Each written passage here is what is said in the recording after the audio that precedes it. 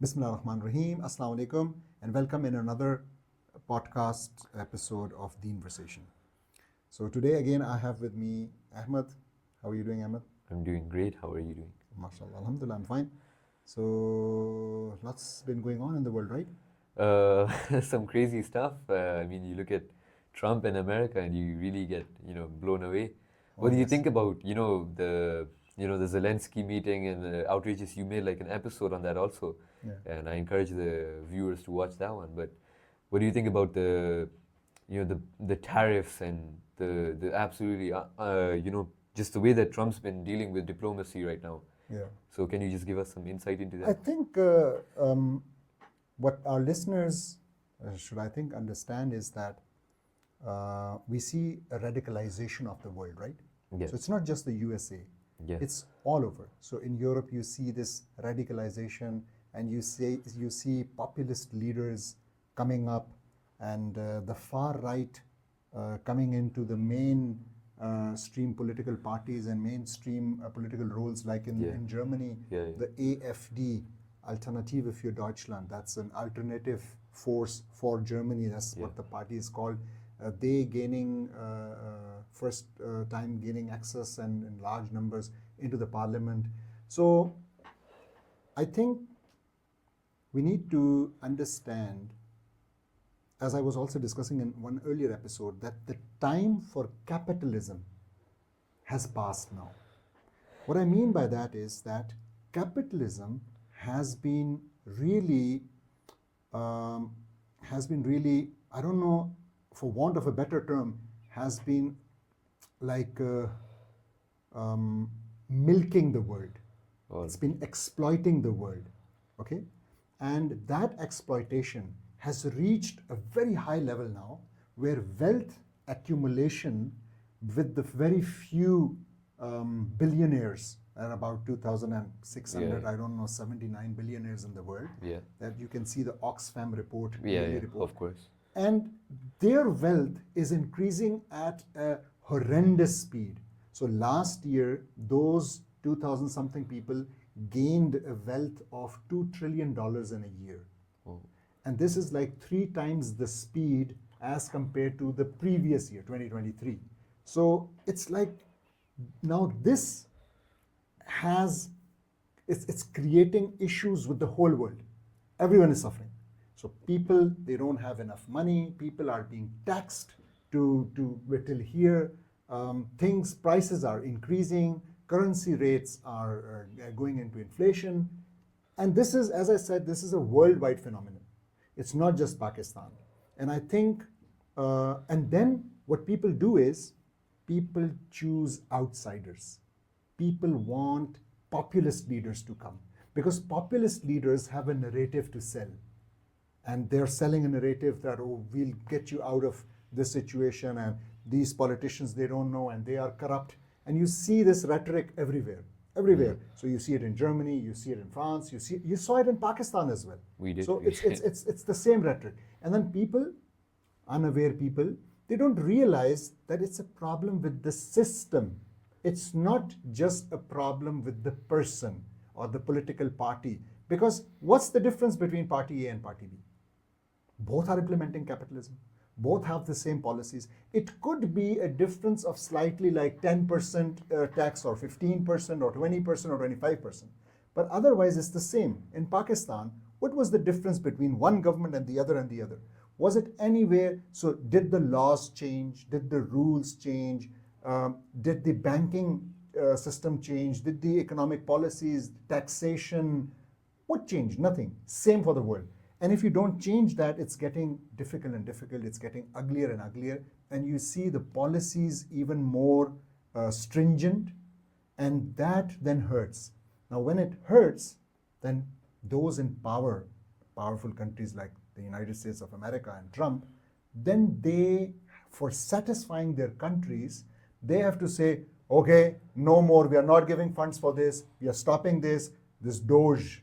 What is that Elon Musk is looking after? Department of what efficiency? Governmental efficiency. Government efficiency. So he is saying, kick out these people. We don't know. Just today, I think they kicked out the NASA chief scientist. Okay? So That's what they're doing. And this is domestically. Internationally, what they have to do, they have to say, Panama Canal, we want it back. It belongs to us. It's also, of course, related to threats from the Chinese, but similarly, Greenland, it has too many minerals. We can't spare it. We need it back.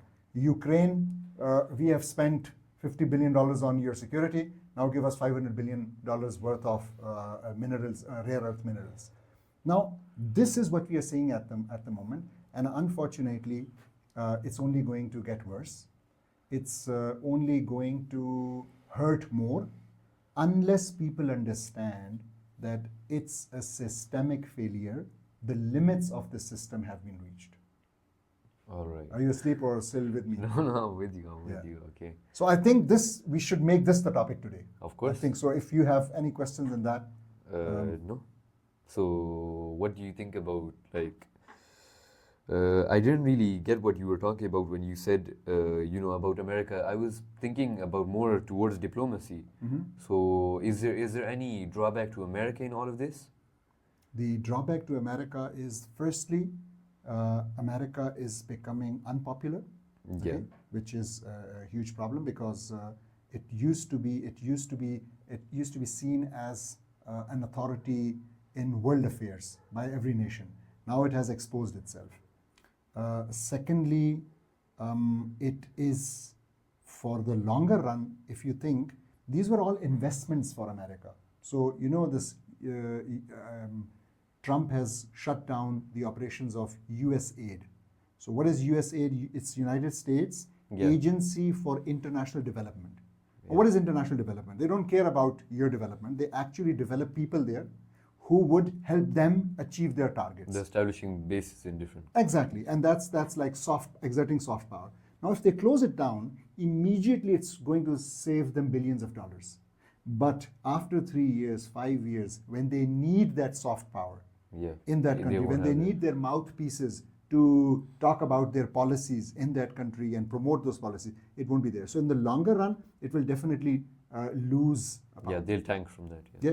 All right. So I think it's alhamdulillah, from our perspective, even though things are going to get tougher, because they'll put a lot of pressure on their agents who are the rulers in Muslim countries. They'll put a lot of pressure. We need this from you, we need that, like they're doing in Gaza right now. Okay? So Gaza is ours and we'll own it and we'll this and that and we'll kick out the people and they'll not be allowed to come back. Things like that will happen.